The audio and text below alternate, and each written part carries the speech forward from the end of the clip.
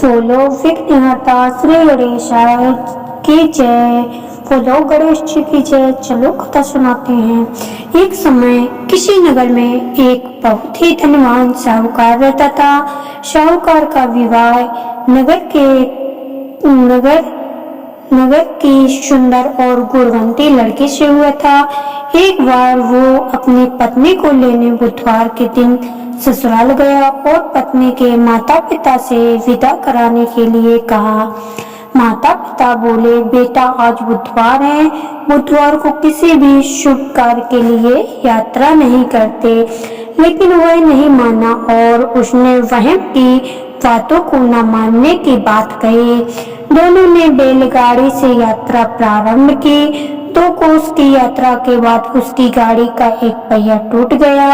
वहां से दोनों ने पैदल ही यात्रा शुरू की।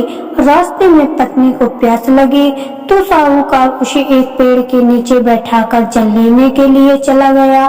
थोड़ी देर बाद जब वो कहीं से जल लेकर वापस आया तो वह बुरी तरह हैरान हो उठा था, क्योंकि उसकी पत्नी के पास उसकी ही शकल सूरत का एक दूसरा व्यक्ति बैठा था। पत्नी भी साहूकार को देखकर हैरान रह गई। वह दोनों में कोई अंतर नहीं कर पाई। साहूकार ने उस व्यक्ति से पूछा, तुम कौन हो और मेरी पत्नी के पास क्यों बैठे हो? साहूकार की बात सुनकर उस व्यक्ति ने कहा, अरे भाई, यह मेरी पत्नी है। मैं अपनी पत्नी को ससुराल से विदा कराकर लाया हूँ, लेकिन तुम कौन हो जो मुझसे ऐसा प्रश्न कर रहे हो? साहूकार ने लगभग चीखते हुए कहा, तुम जरूर कोई चोर या ठग हो। यह मेरी पत्नी है। मैं इसे पेड़ के नीचे बैठाकर जल लेने गया था। इस पर उस व्यक्ति ने कहा, अरे भाई, झूठ तो तुम बोल रहे हो। पत्नी को प्यास लगने पर जल लेने तो मैं गया था, मैं तो जल लाकर अपनी पत्नी को पिला भी दिया है। अब तुम चुपचाप यहाँ से चले जाओ, चलते बनो, नहीं तो किसी सिपाही को बुलाकर तुम्हें पकड़वा दूंगा। दोनों एक दूसरे से लड़ने लगे। उन्हें लड़ते लड़ते देख बहुत से लोग वहां एकत्रित हो गए। नगर के कुछ सिपाही भी वहां आ गए। सिपाही उन दोनों को पकड़कर राजा के पास ले गए। सारी कहानी सुनाकर राजा भी कोई निर्णय नहीं कर पाया। पत्नी भी उन दोनों में से अपने वास्तविक पति को नहीं पहचान पा रही थी। राजा ने उन दोनों को कारागार में डाल देने को कहा। राजा के फैसले को सुनकर असली साहूकार भयभीत हो उठा। तभी आकाशवाणी हुई, साहूकार, तूने माता पिता की बात नहीं मानी और बुधवार के दिन अपने ससुराल से प्रस्थान किया। यह सब भगवान बुद्ध देव के प्रकोप से हो रहा है। साहूकार ने भगवान बुद्ध देव से प्रार्थना की कि हे भगवान बुद्ध देव, मुझे क्षमा कर दीजिए, मुझसे बहुत बड़ी गलती हुई है। भविष्य में अब कभी बुधवार के दिन यात्रा नहीं करूंगा और सदैव बुधवार को आपका व्रत किया करूंगा। साहूकार की प्रार्थना से प्रसन्न होकर भगवान बुद्ध देव ने उसे क्षमा कर दिया। तभी दूसरी व्यक्ति राजा के सामने से गायब हो गया। राजा और दूसरे लोग इस चमत्कार को देखकर हैरान हो गए। भगवान बुद्ध देव की अनुकंप से राजा ने साहूकार और उनकी पत्नी को सम्मान पूर्वक विदा किया।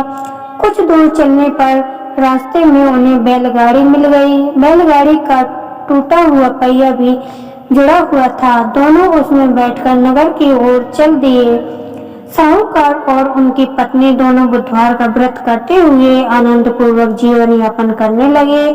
भगवान बुद्ध देव की अनुकंप से उनके घर में धन संपत्ति की वर्षा होने लगी। जल्द ही उनके जीवन में खुशियां ही खुशियां भर गईं।